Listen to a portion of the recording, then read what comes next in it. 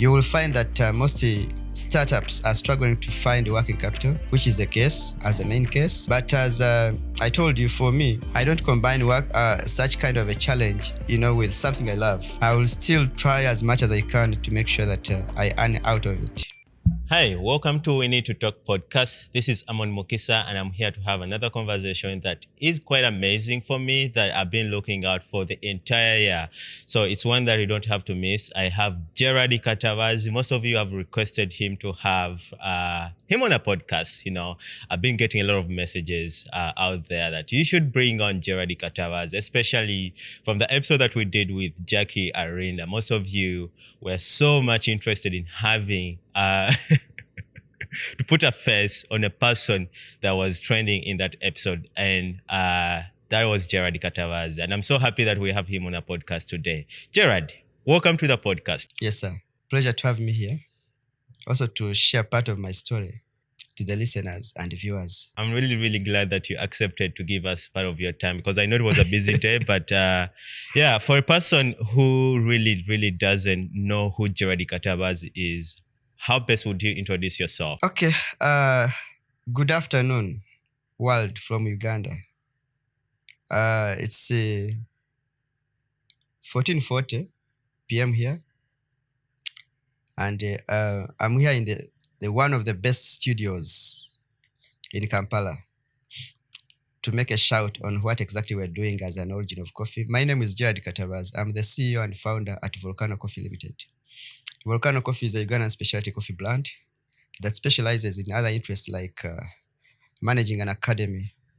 Then we have a roasting facility. We're into exports and we operate in the United States of America in a state called Atlanta. Besides that, we work with a number of other coffee farmers across the country, close to about 488 in areas of Elgo region and the central region, the home of Robustas.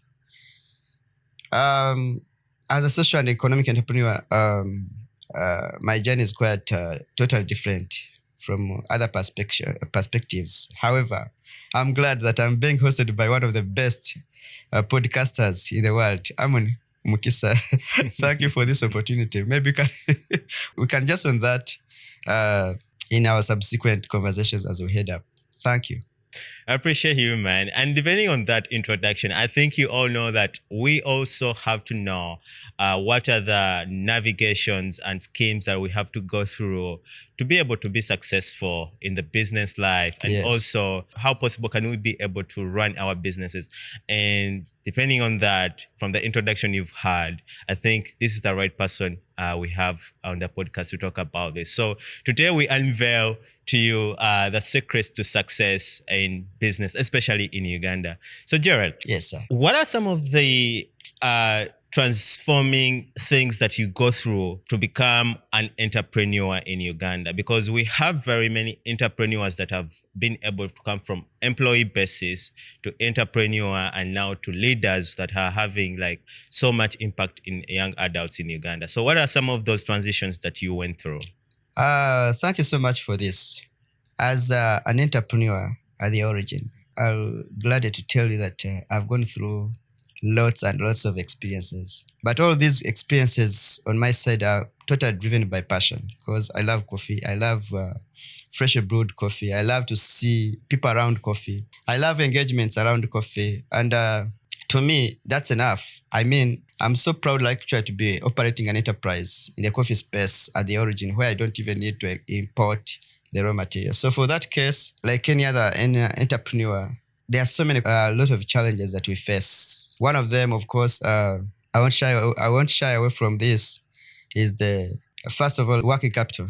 You will find that most startups are struggling to find working capital, which is the case as the main case. But as I told you, for me, if I don't combine such kind of a challenge, with something I love, I will still try as much as I can to make sure that I earn out of it. As we move forward, there are quite a number of challenges. One, lack of working capital, especially to the young startups, because I've been doing this for the last 14 years and I know what it means. Two, market linkages for coffee startups. it's a little bit challenging in the origin countries like Uganda, where consumption of coffee is a little bit low. That also makes you go through rounds trying to see how you can figure out on how your enterprise can stand still. Then three, access to the right raw material. You'll find that when you're starting up as an entrepreneur, you'll need to have the right source of the raw material. The material that you apply into your product segments is very important at that stage. So the fourth one would be like policies. Some of the policies don't favor the startups in origins like Uganda. You'll find that you would like to go to the bank and get a loan, and then be able to start to kick off your entrepreneurship journey, but interest rates are quite absurd. So that also puts you down. However, if you're born as an entrepreneur, you'll make sure that you make it as an entrepreneur, because entrepreneurs are very few, and entrepreneurs are not made. You need to know this. Entrepreneurs are purely born as like you. It's part of your DNA. So that's me. That's me. So I've gone through hell, but I've managed to make sure that I sustain an enterprise for the last 10 years, which definitely I also thank God for that mileage. I beg to admit. That's good. How did you start investing in your dream? When did you realize that I need to start investing in this dream of mine? My story is quite interesting, because as a young person, born in Kilembe, that's in Kasese district, Western Uganda, where also one of the best regions that produces coffee.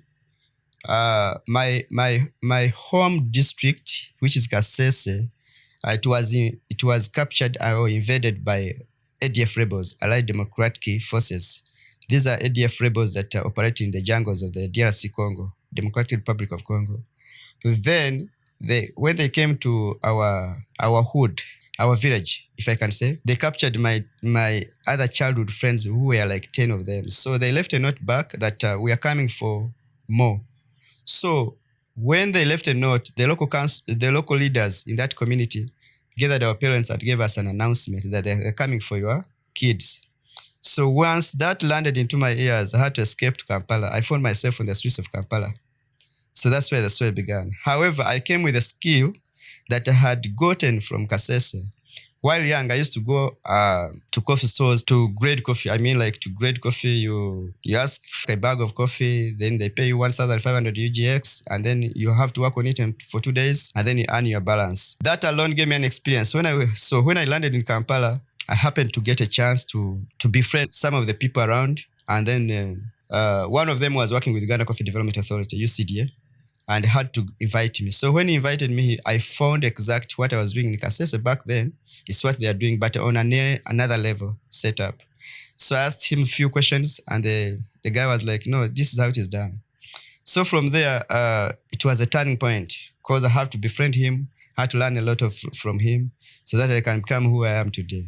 Amazing, because that speaks to adversity and knowing what you want. For you to run away or go away from that tragic moment and find yourself on the streets of Kampala, and you still had to persevere through all those challenges to make sure that you make out in life. I think that speaks to what you just said earlier on, that entrepreneurs are not born, they're just made.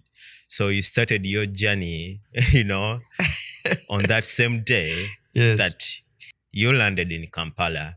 And for me, I think it just speaks to me when it comes to businesses around the world, or wherever you are watching this from or listening this from. Like, there is no new business that you're not going to, that you're just going to begin, and it has never been there in this world. Every business idea that you have, at least it has existed. Whether before that's AD or BC, it has been there.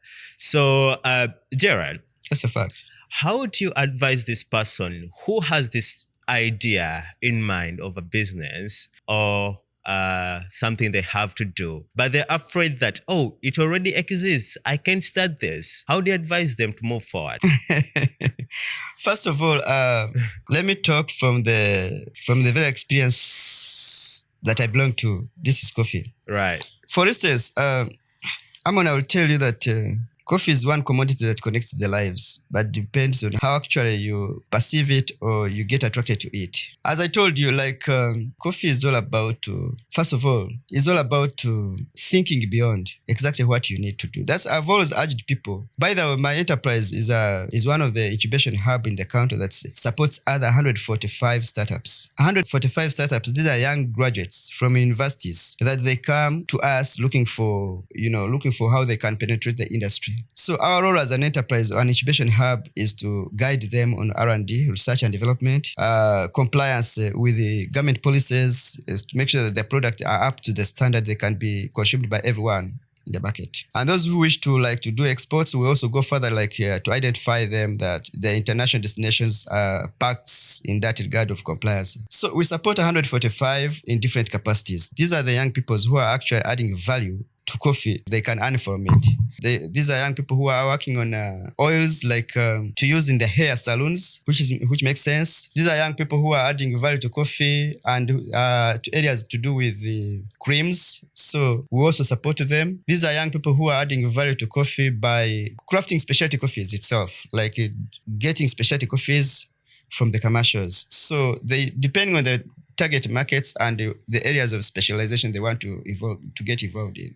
So we have seen a transition of these young people, Amon, and I'm happy that at least we have a case to make as an origin that it's a different generation, whereby 3 decades past, we've had the raw material exported as we've had the coffee as a raw material exported in that form, which is now a little bit changing slightly. We're talking of a percentage close from 4% 10 years back now to 10% or 12%, which makes sense. Meaning young people are consuming what they think that belongs to them. So those who are starting, you first of all I've always urged them to have passion, to see beyond money itself. Because if you put an appetite of money in what you're doing, definitely your mindset will be captured by monetary issues. So I always tell them, drink as much cups of coffee as you can, so that your mind can be connected to the brew. So once it connects to the brew, you're able to do what? To begin thinking on how you can elevate the product in terms of quality, in terms of acquisition by your customers, in terms of different aspects when you want in areas where you want to make money from. So it's all about consistency, resilience, and you're able to make it. So that's it. So yeah, but all these will come into play when your mindset is set. If you have a long-term goal, if you have a mid-term goal, if you have a short-term goal, all those goals will help you to make sure that you become a resilient person into the coffee business space, which is not easy because in Uganda it is largely controlled by multi-internationals. So we've always told the young people to listen, to research a lot, to make sure that they can be able to gain in what exactly they're looking for in coffee. For a young person who's watching or listening to this, when you speak about long-term goal or short-term goal, how do you define that? How do you quantify that? What's a long-term goal? What's a short-term goal? I mean, a short-term goal, definitely you need, first of all, in a short-term goals, we may talk about a business plan. Maybe you have a business plan or a business model. You need to have a business plan on paper so that it can be a guiding tool along your entrepreneurship journey. Because a business plan acts like a Bible from chapter 1 to the last one. You keep on reading. It's like a Bible. It's a guiding tool for your business. And secondly, you need to have your enterprise formally registered with the government, meaning you have a certificate of incorporation in place. You have a TIN number, tax identification number from government tax body. You need the relationship MOUs with your suppliers, where you're going to supply, where you're going to pick your coffee from. We deal with a huge pool of small coffee holders in this country, so not everyone that is going to align with your mission, goals, vision for your enterprise. So you have to make sure that you have a document that spells all that, what exactly you're going to do, and vis-a-vis the other person who's going to supply the raw material. Moving to that, you need a bank account. You need to bank that's a few coins that you earn, because it makes sense to have a cash flow statement at the end of the day. Because I've seen where entrepreneurs are struggling to make a case when, for instance, venture capitalists asking them to avail them the bank statements, you find someone is really struggling to make a case. So I urge you, those entrepreneurs, to first of all, yes, it's a serious issue, but you need a bank account, though the interest rates are quite high. So second last, you need also to have a location. Don't drive a business that is handled by a briefcase. So-called briefcase businesses, because you need to have your customers have confidence within you. You must have a location, an address, perhaps. If you can't rise up,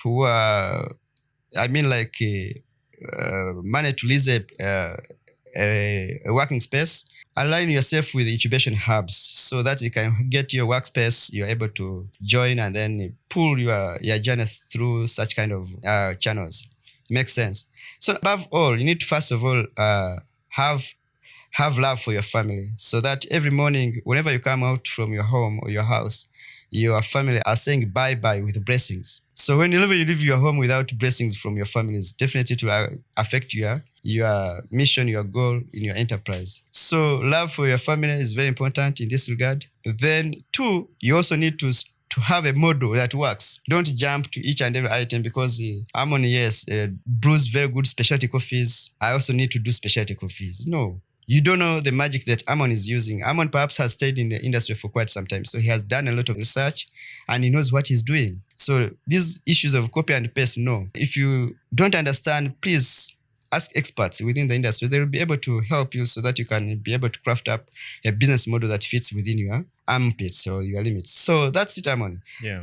But most important is that we have the raw material at the origin. So you don't need to import any raw material.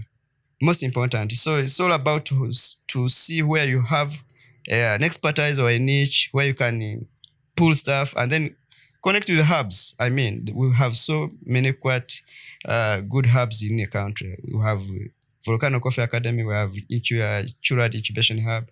We have Endiro Coffee is coming up with an academy I've heard. And the others are there. So makes more sense. That's amazing, because when you talk about raw materials, last time we had Jackie Arinda, the CEO of Jada Coffee, here on the podcast. She mentioned that you helped her get most of the materials without hesitation, because you know most of the people that have these materials. How have you managed to create cross-border relations across different areas that supply these materials and maintain those relationships that even when you send someone out there, they're going to serve them as someone who has been sent or recommended by Gerard? Like, how have you maintained that relationship with these suppliers that give you these materials? So, fantastic. You see, Amon, for me, as a social and economic entrepreneur, it's all about changing lives. And I'm doing this with the support from Sustainable Development Goals, SDGs. So I run the SDG goal number 1. I'm using coffee to fight poverty. That's the SDG goal number 1. Fighting poverty, this means that I don't need to leave anyone behind. If you come to me seeking advice, I must take a role to make sure that I guide you as a community leader to make sure that you get the perfect. The goal is to have more Ugandans consume what they farm.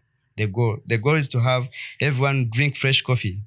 The goal is to have to see how best we can really dislodge some of the imported products on the shelf of Ugandan supermarkets. So I alone, as Gerald Katabazi at Volcano Coffee, I can't do this alone. I need players. Jackie Arinda from Jada Coffee, she's one of amazing serial entrepreneurs that are in the space, and I'm happy that she took it up. Jackie and we met at one of the television stations. She was managing a television station as a managing director, C.E.O. So I would go and then she would invite me to go and talk about value addition. So it's a story that inspired her also to resign, to put a resignation.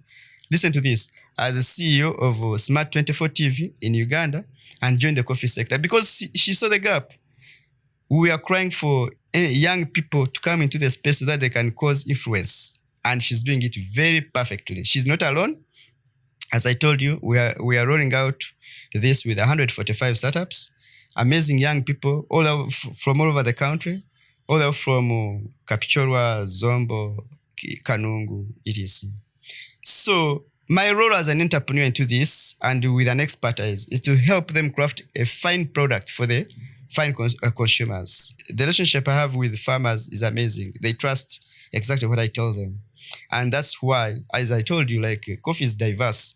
You can definitely craft your own trend. You can say Jack Alinda sells specialty coffees, but I'll tell like Volcano Coffee, for us, we're large into commercial coffees, which is our market niche. And that's her market niche because she targets a certain clientele, which is okay.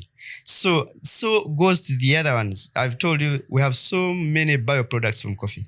So you find someone making, crafting up coffee oils for salons to do stuff with hair, stuff like that, facials. We have those young people. Yeah, others are opening up kiosks.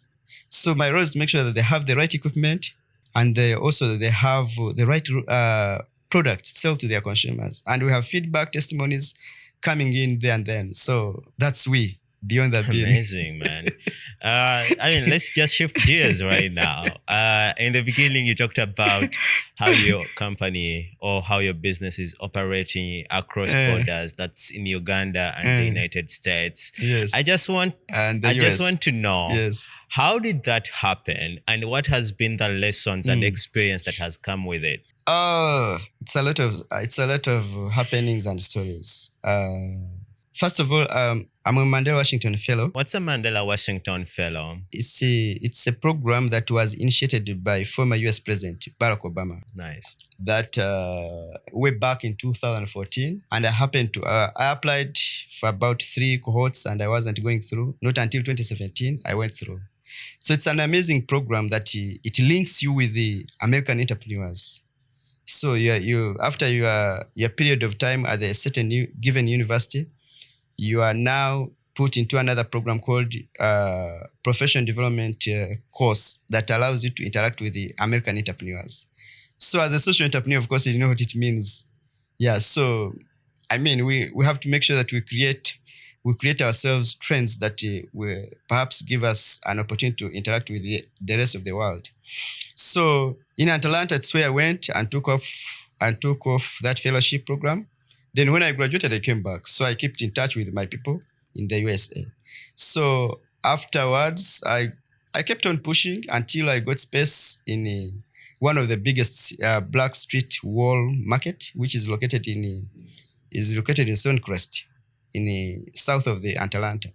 So that's where I'm based. So what I do, that outlet helps me, like I roast my coffee, then airlift it, and then I'm able to sell it to some of the coffee shops, and those who wish to get the raw material from Uganda, like micro roasters. I also send them some of the raw material in a green form. So that's how I'm making it. But it's not easy. But I mean, like something you love, something you want to do, something you want to see that connects both nations, Uganda and the US. This is it. So I'm not in two arms. My role is to make sure that I link the Ugandan coffee commodity to the global economies. So that's how I'm doing it. Yeah. What's been the experience that has come with it? Any challenges so far? Quite a lot, because challenges that US is one of the greatest coffee consumer nation. At some cases, I have to make sure that I go beyond borders, areas like to do Tanzania to fetch the stock so that I can be able to airlift it. I have connections in Ethiopia because during the program, I had to interact with those guys in Ethiopia. So they support me with the links to those entrepreneurs who are in the coffee space. So it's so sad that we are a country that is short of the raw materials. So that's why I'm trying to encourage the government so that you can have the idle land, then you can be able to farm more coffee, so that you can have production shoots, so that after that we can be able to supply nations like the US with enough coffee. Right. So the challenges ahead are quite many, but at one point we will see how we can mitigate them and then get everything done or put to order. Right. I mean, for a listener, might be asking themselves, or must be asking you, or must be asking yourself, why are these guys talking more business? Mm. Why are these guys talking more, serious stuff? I mean, that's the purpose that we here. That's why we need to talk about things that young adults are going through. Because for us as a podcast, we are just determined to have conversations that matter to you. That when you listen to this podcast, you're gonna pick something, one or two things that resonate with you, and take that advice. And that's why we're having guests like Yeah. Gerald Katabazi right here to share their business perspective. They have a vast knowledge when it comes to the coffee industry, but also they've built a successful brand when it comes to that business. So for them sharing how they've done that is key enough for you to listen to this podcast, and it's key enough for us to talk about it. And one of the things that we stand for is wellness. How are you doing mentally? How are you doing physically? How are you doing relationship wise? And having CEOs or business personnel come here to share with us things that they're going through and how they're handling that is something that we value a lot. So speaking about wellness, Gerard, right now we have very Yes. many entrepreneurs, very many CEOs that are working day and night. I've seen very many posts that say, "Oh, I'm grinding late at night. I'm grinding 2 a.m., 3 a.m. in the morning, and I started early in the morning, like at 6 a.m. the previous day." How do you balance your health lifestyle with the workload that you have as a CEO? um, you see, Amon, in entrepreneurship, what I've learned is, first of all, you don't need to look like a prisoner or a slave Right. to your own business. I mean, if it's a business that is giving you headache while forming up sustainability, then you rather quit it and then do other things that will make you, go a very good, healthy and lifestyle trends.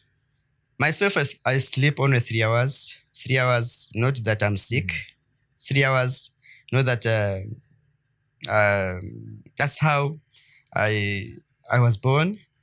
3 hours, not that I'm disabled. 3 hours, not that I'm a junk of a person that looks beyond actions. But I'm sleeping only 3 hours because of the mindset.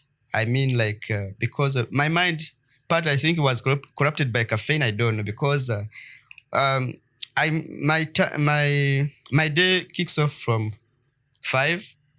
It's when I wake up. And then, of course, I take care of my kids. They have to go to school. I have to drive them sometimes. Make sure that by 7:30, 8, I'm in the office. Then we have to arrange the cupping session where I have to go and cup coffees. Then I have to make sure that the production team is doing the right stuff. I have to make sure that who is doing logistics is on time. The marketing department is on time. Administration or finance, they have POs captured or invoices or quotations going to different customers crafted. And then by 11, well, I'm reading a magazine. Nice. Yeah, I've done all that in a space of 3 hours. So by 11, I have to be reading a magazine or sharing few words with my folks like Dan Soft, folks like Amon Muksa, and the others. Then what happens from 11 up to 2, I'm done with that exercise. So I go to, I begin planning for the, for the workout, go to the gym at 5. Then from there, I go pick kids, then go back home. Nice. Meaning the enterprise has structures. Without me, it has make sure that it is sustained. I don't need to be there to monitor whoever is doing what. Should you make any mistake, it's my enterprise. I have a role. One role is to fire you if you have performed poorly or not my expectations. So I'm not a slave in my business. No, I live a normal life. That's why I can have time to go to get a ticket. I fly to Atlanta. I stay there a month. Then I come back.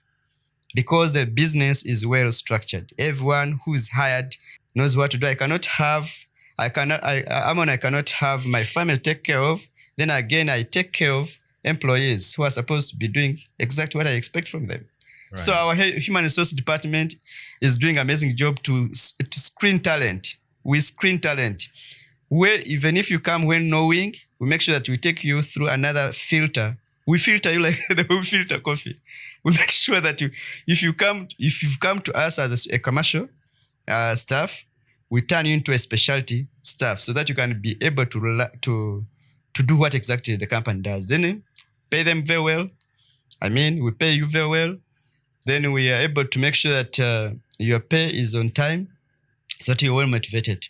Besides that, we also have other programs to make sure that they motivate you. We link you up with our partners like International Trade Center that has programs to educate on consumer behaviors, on production, stuff like that. So our staffs are not complaining. So that's how I manage personal life and business life, partly. But I must live like like any other person on earth. I can't allow to be a slave within my company. Never.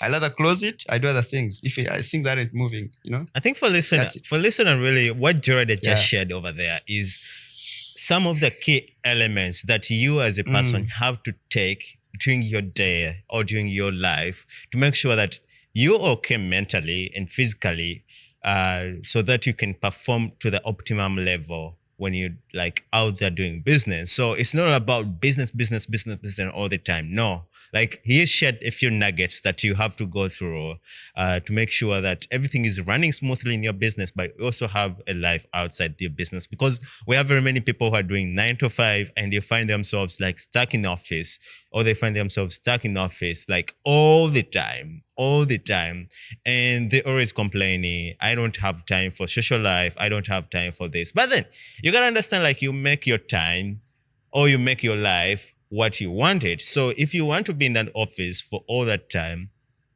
then you're gonna do that, and that's gonna get you mentally, and that's gonna affect your mental wellness and physical wellness as well. But if you decide to balance out your life, yes, that's something that you need to do. And if you follow like what Gerald just shared here and put it into context to what you're doing in your business, I think things will find that they are moving on smoothly. All right. So Gerald. Yes. One of the things that I find so interesting to talk about as we draw closer to our program, the end of our conversation, is coffee and health. Hmm. What's your take on that right now, especially that we have AI and different research that are coming out when it comes to how coffee is associated with our health? What is your take on whether we should continue drinking more coffee? Because earlier on you talked about you talked about we need more people drinking more cups of coffee in a day.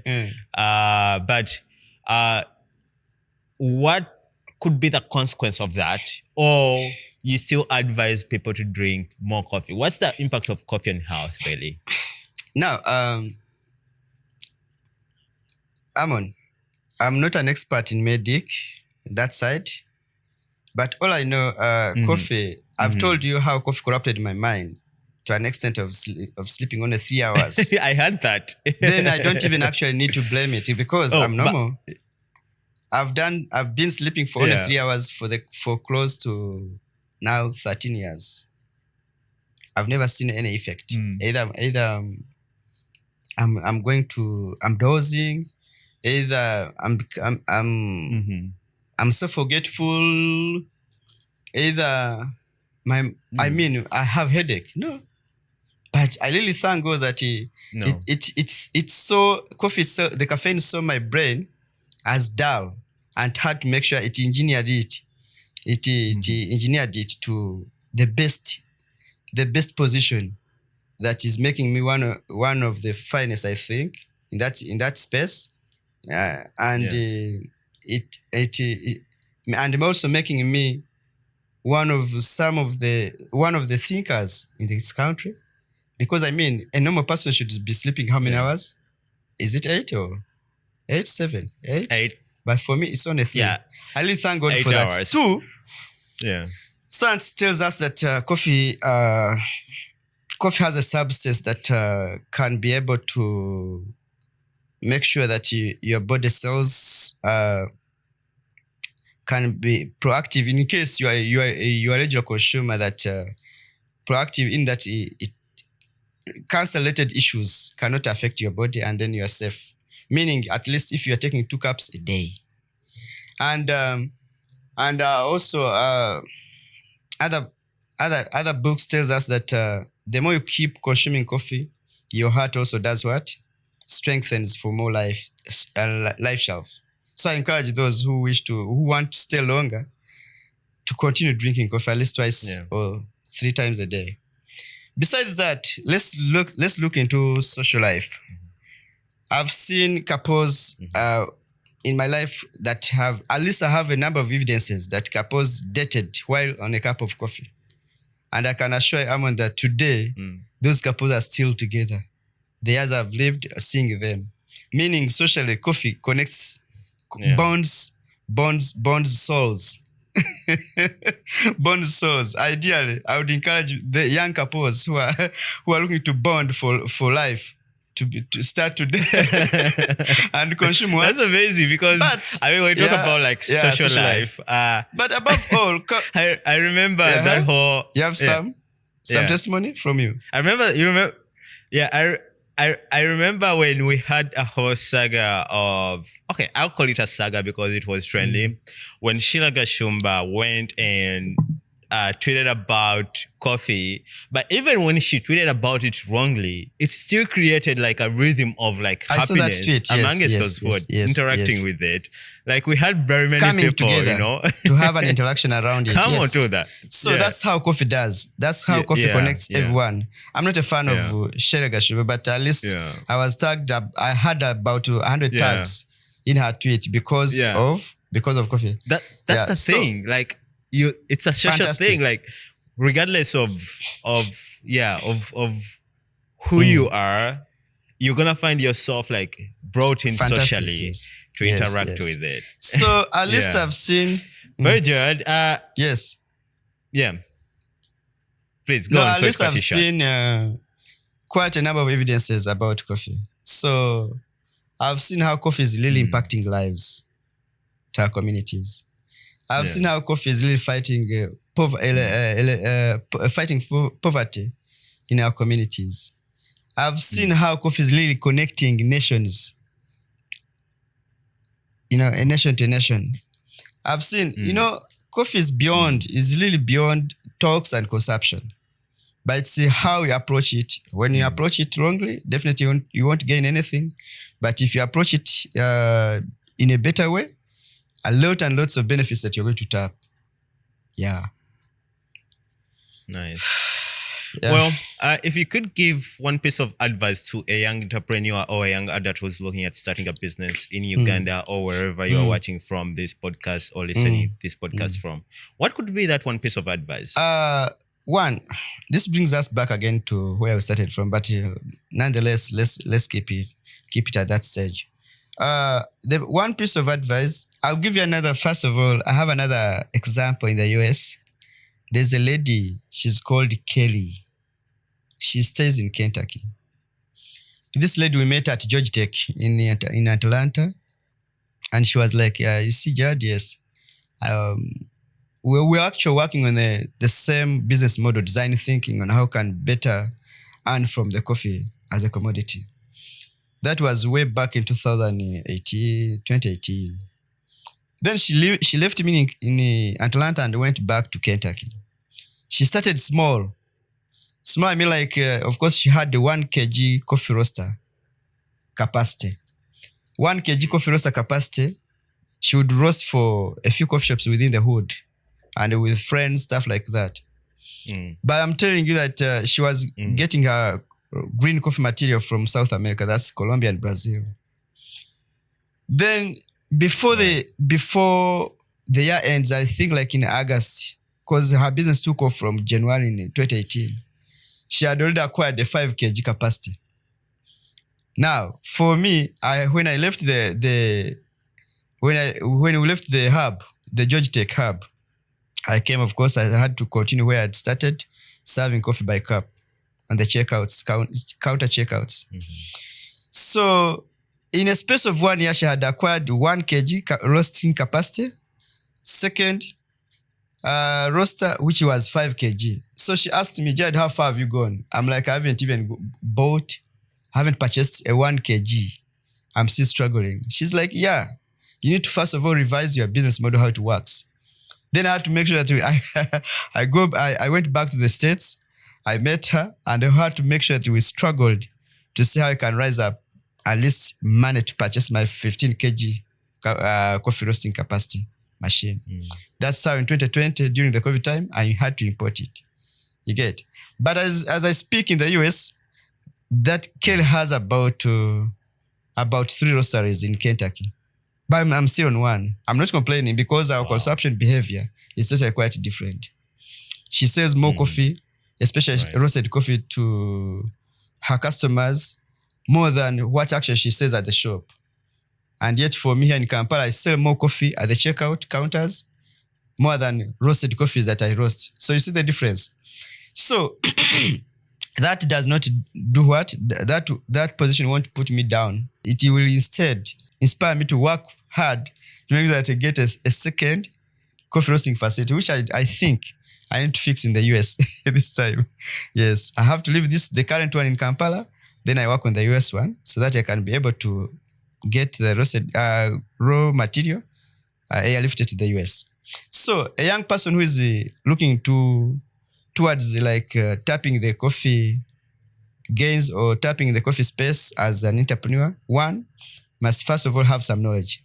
You need to first of all get a skill, get trained on what exactly you're going to deal with.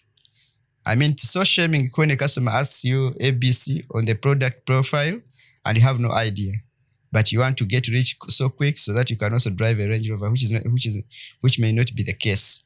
So get knowledge. 2, start small. Start with 5 kgs. Start with 2 kgs. Know your customers. Sustain them. Be innovative. Make sure that your product is up to the standard. You may not have money to fix into compliance areas like UNBS and the others for certification packages, but you can start with your communities, serve your communities, small batches. Then you're able to go on until you never know. You may find a venture capitalist who would wish to invest in your enterprise, and then you have a deal. Like as I said, first of all, you need first of all make sure that your enterprise is compliant. You have a TIN number, you have a bank statement, you have a bank account, you have a certificate of incorporation, you have a relationship with the farmers where you're going to fetch your coffee from, you have a TIN number so that you can, if someone asks you a tax clearance certificate, you're able to download it and be able to do what?